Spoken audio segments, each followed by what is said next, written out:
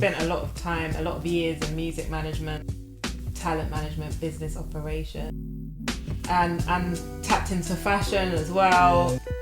Really helped build companies up as well, like Disturbing London and Imhotep and What We Wear. And then over time I realised that my calling was coaching, which I'm doing now.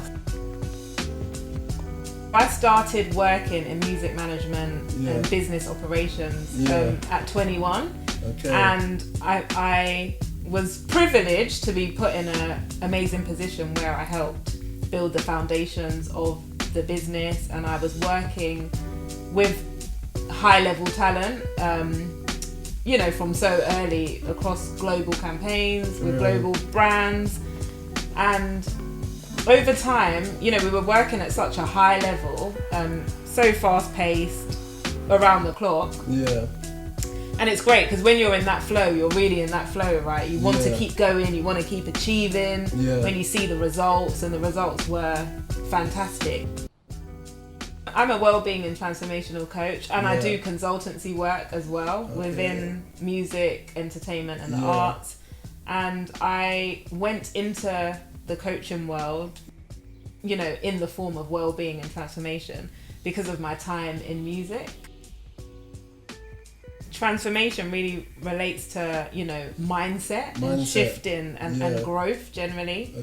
A lot of the work that I do is based on my experiences in music and also my own growth. And the reason why I put transformation with the well-being is because I'm a firm believer that we have to grow and transform as people to get to where we need to get to where we're destined to get to, really. I started over 10 years ago, maybe, I don't know, over 10 years now.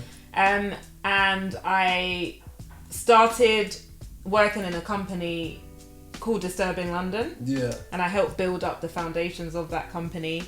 I worked across every area from sort of finance to management to diary management to, the touring side to being the point person for the labels, etc. Everything you can imagine. And we were doing it at such a high level. I was working with talent like Tiny and Wizkid and Jessie J. And that was all, everything we done was from the ground level up. And we did, we achieved a lot of success. Definitely. I just really remember it just eventually, for me personally, just taking its toll. Just because that way of work, for me personally, is not sustainable, if that makes sense. So we were working around the clock, 24/7, and it is exciting, it's great. I think achievement is great and succeeding is great. But I also believe that being well, holistically, so mind, body and spirit is, more important or as important as succeeding. I just think without that, you're not really succeeding. I have clients that are artists. I have clients that are managers, entrepreneurs, people in tech. And that's mainly my clientele at the moment. But it's not limited to that. I'm really just I position myself in a way. First and foremost, I'm not so big on like socials. I just think that's not naturally organically me. But I do understand the importance of that. But I do position myself in a way where, people just find me. It just happens organically. It can be word of mouth, or it can be on LinkedIn, or it can be a random post on Instagram, or but I guess because I've been in the industry for quite some time, when people hear what I'm doing, that's an easy way to connect and then connect me with someone else. But right now my clientele is that, but not limited to that, because I had a meeting, for example, with a massive corporate company last week, and they were really keen to kind of hear how my work would translate into their business. And someone on the call was like, well, she's done everything and is doing everything that we do. It's just in a creative capacity, and this is a corporate capacity. It's nothing different.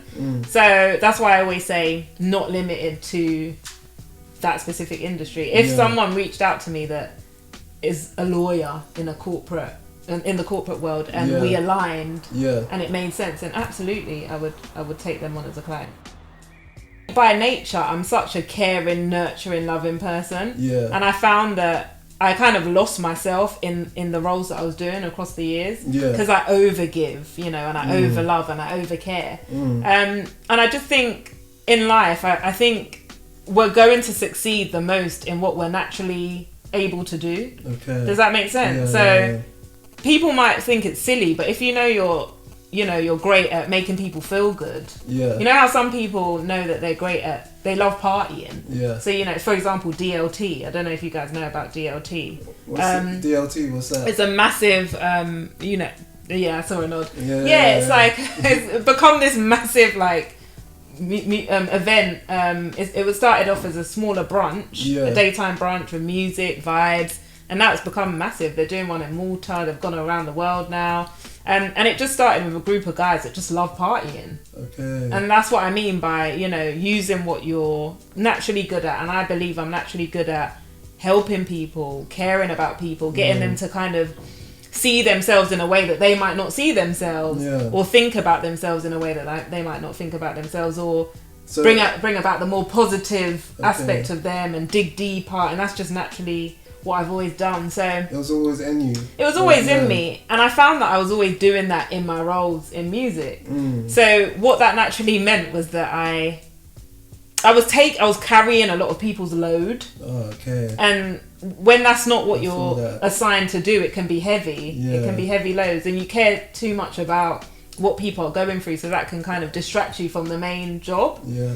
So over time, when I moved on from Disturb in London and went on to Imhotep and What We Wear, and I almost replicated the same thing there, but I realised that I still felt a void within myself, and that void was that I'm not, as much as this is great and I'm great at what I'm doing here, I'm not like fulfilling my purpose in that I'm meant to be doing something else. So I had to go on that whole journey of like self-development, self-work.